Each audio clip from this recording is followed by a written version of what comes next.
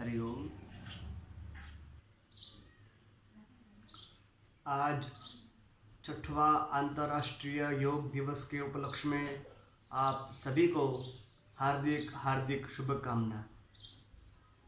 योग हमें शारीरिक रूप से बहुत ही लाभप्रद है, साथ ही मानसिक स्तर, सामाजिक स्तर, नैतिक स्तर, बौद्धिक स्तर, सामाजिक स्तर एवं विशेषकर आध्यात्मिक स्तर पर बहुत ही काम करता है। अतः हमारे ऋषि महर्षियों ने बताया गया है कि योग यह एक ऐसी कला है, एक ऐसा शास्त्र है जिसके द्वारा हम अपना सर्वांगी विकास कर सकते हैं। हमें किसी भी परिस्थिति में समत्व समभावना स्थापित करने की कुशल विधि योग है।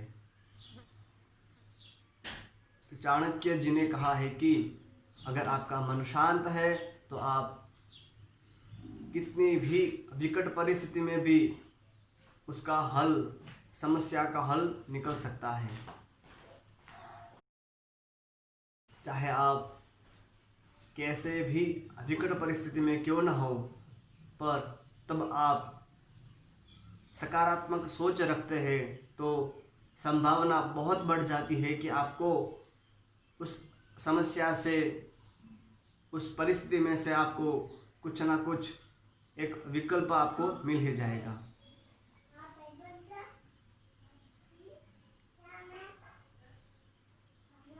योग हमको स्वस्थ रखता है, तंदुरुस्त रखता है। योग से हमें शांति मिलती है। योग करने से हम अपने मन पर, अपने चित्त पर नियंत्रण प्राप्त कर सकते हैं एवं अपने निजी स्वरूप को भी जान सकते हैं। योग यह साधना से साध्य के बीच में हमको लेके जाने वाला पथ है। हम उस पथ के अनुयायी बने। वह पथ साधना रूपी पथ है। हम प्रतिदिन योगाभ्यास करें। पुरातन काल में हमारे ऋषि महर्षियों में अपने दैनंदिन जीवनचर्या में ही योग शामिल था। वह यम तथा नियमों का पालन करते थे। प्रतिदिन प्राणायामों का अभ्यास करते थे। कई घंटों तक एक ही आसन में बैठकर लगातार ध्यान करते थे। वह शांत, सरल एवं सुगम रूप से अपने जीवन को व्यतीत करते थे। ये हम सभी भी यह एक निर्णय लें कि हम प्रतिदिन जितना भी हो सकेगा हम प्रतिदिन योगाभ्यास करेंगे। हम अपने शरीर को स्वस्थ रखेंगे, तंदुरुस्त रखेंगे। हम अपने एवं अपनों का ख्याल रखेंगे।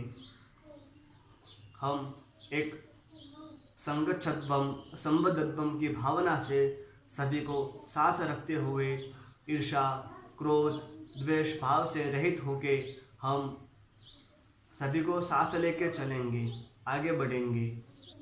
हमारे यहाँ वसुधैव कुटुंबकम की भावना से हम सब एक कुटुंब के रूप में हैं। तो हम एक दूसरे के प्रति द्वेष, ईर्ष्या, ऐसे रिपु समान भावों से रहित होकर एक शांत, मैत्री, करुणा, मुदित, उपेक्षाणाम ऐसे भावों को जोड़ते हुए अपने जीवन को खुशहाल बनाइए। यह केवल षटकर्म, आसन या कुछ प्राणायामों का अभ्यास ही नहीं है। इसके अंतर्गत भी योग यह अपने निज स्वरूप को जानने की, निज स्वरूप को पहचानने की एक कुशल विधि है।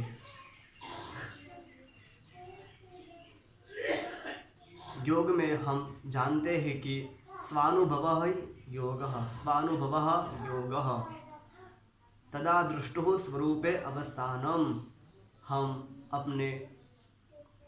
अपना पूरा जीवन हम बाहरी वृत्तियों में ही प्रवृत्त रहते हैं, अपने इंद्रियों के वशीभूत ही होते हैं। हम अपने एकादश इंद्रियों में ही, उसके भौतिक सुखों में ही विलुप्त रहते हैं। जब हम अपने स्वरूप में अवस्थित हो जाएंगे तब हम शांत हो जाएंगे, तब हमें परमानंद की प्राप्ति होगी और वही परमानंद ही उसको हम समाधि के रूप में जानते हैं। अतः महर्षि पतंजलि ने भी हमें अष्टांग योग के द्वारा हमें यह सिखाने का प्रयास किया है कि हम प्रथमः यम तथा नियमों के पालन से ही समाधि तक भी जा सकते हैं।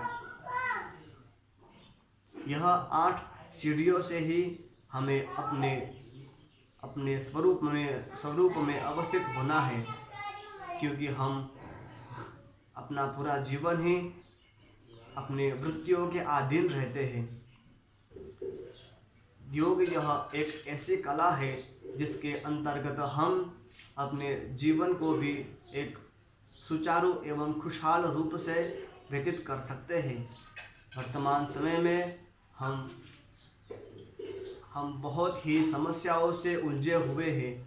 क्यों न हम ऐसी समस्याओं का समाधान प्रतिदिन योगाभ्यास करें, ताकि हम अपने मन को शांत रह सके, अपने विचारों पर नियंत्रित कर सके तथा अपने शरीर को भी तंदुरुस्त एवं स्वस्थ रख सके, ताकि हम कोई भी बीमारियों से ग्रसित न हो तथा हमारा मन शांत रहे, हम प्रतिदिन आनंद में रहें।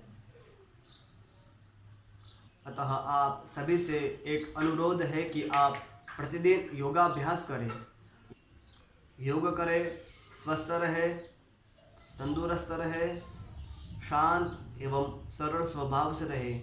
आप किसी भी क्षेत्र में क्यों न हो, पर आप प्रतिदिन योगाभ्यास जरूर करें, ताकि आप आपके क्षेत्र में भी उन्नति ला सकें। करें योग, रहे निरोग। हरि ओम, नमस्ते।